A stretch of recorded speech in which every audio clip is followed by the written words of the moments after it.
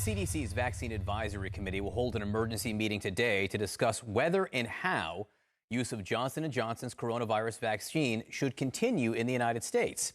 This after 6 women out of the nearly 7 million Americans who've received the shot reported a rare and severe type of blood clot. Joining me now is Dr. Anthony Fauci. He is President Biden's chief medical advisor on the pandemic. Dr. Fauci, as always, great to have you here. 6 cases out of 7 million doses. That is literally less than 1 in a million. Why is that enough to justify a pause? Well, what the CDC and the FDA wanted to do is they were accumulating a recognition of the cases. First 1, 2, then 3. When they got to 6, they decided, let's just pause. Very likely quite temporary, but just pause to take a good look at this and maybe get some more details and see if, in fact, that there are others, perhaps many others. And then we'll find out what we're going to do and then move on from there.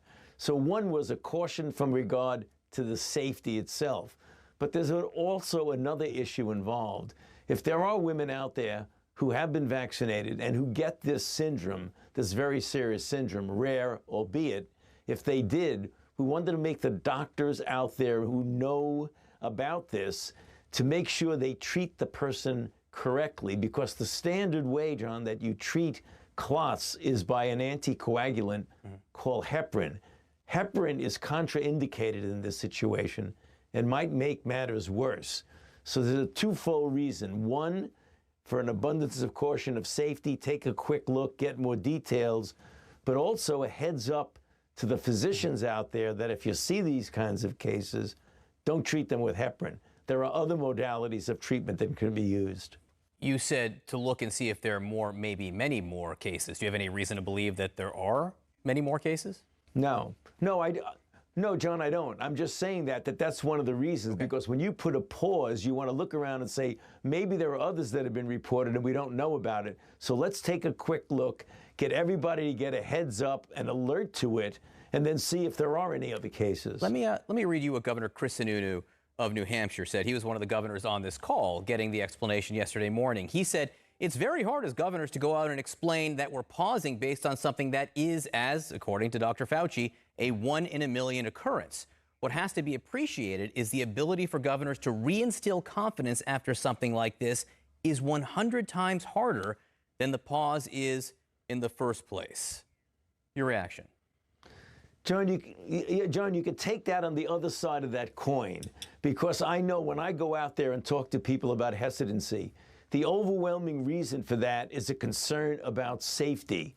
So if there is a concern about a hesitancy out there, the fact that this was done would, in my mind, underscore and confirm how seriously we take safety, even though it's a very rare event. So if anybody's got a doubt that, they may not be taking safety very seriously, I think this is an affirmation that safety is a primary consideration when it comes to the FDA and the CDC.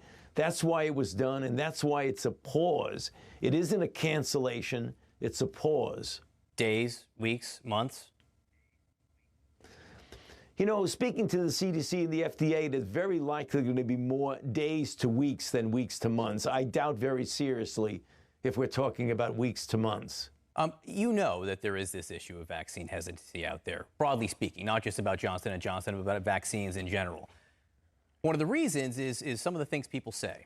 And last night, I want to read you, I don't want to play it because I'm not sure that helps the cause here of saving lives, something that TV personality Tucker Carlson said on TV about vaccines in general. He said, if vaccines are effective, there's no reason for people who have received the vaccine to wear masks or avoid physical contact. So maybe it doesn't work.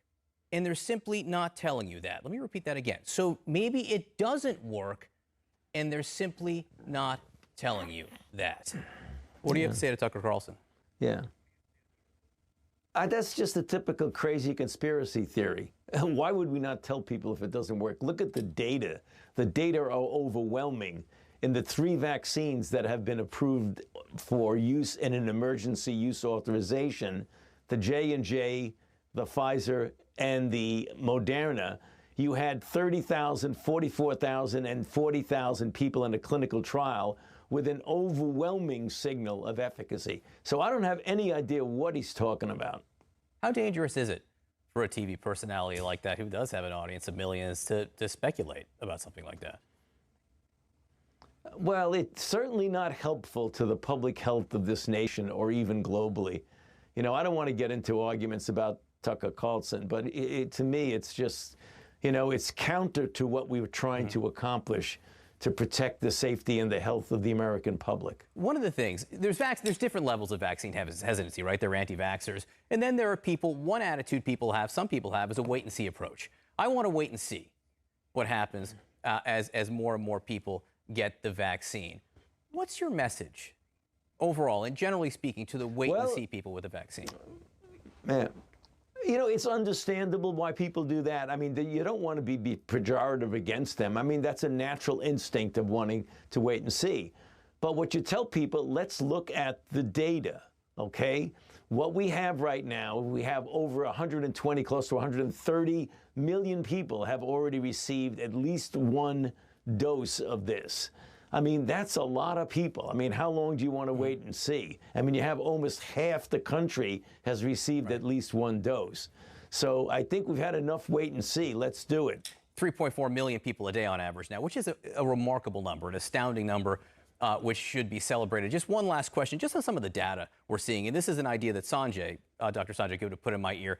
We are seeing cases rise now, nearly 80,000 cases a day now, which I know you think is a number that's way too high. Hospitalizations are rising a little bit, but flat to up a little bit. But deaths continue to fall in the United States. And one of the things that Sanjay said is, one of the things we don't know, is it possible that, yes, cases may still rise a little bit, hospitalizations even too, but the number of deaths will continue to drop because the most vulnerable population has been vaccinated. Is it possible we will continue to see a drop in deaths no matter what happens with cases? Yeah, I think, as usual, Sanjay's right on the money. I think that's exactly what's going to happen because, you know, if you look at the people who are most vulnerable to death, namely the elderly, we know that from experience now over greater than a year. There's more than 76% of people over 65 who have been vaccinated. So, I mean, there you have it. The most vulnerable, to the extent of the relative proportion, are protected. So even though you're seeing people infected, because there's, as you know, a race, as I've said so many times, John, a race between getting as many people vaccinated as possible with the virus itself surging or trying to surge. You know, it's creeping up around 80,000. That's a very high number, 80,000 per day. As we get more and more people, that 3 to 4 million people per day vaccinated, the vaccine component of this race is going to get stronger and stronger, and then you're going to start to see the cases come down. Dr. Anthony Fauci, thank you very much for being with us this morning.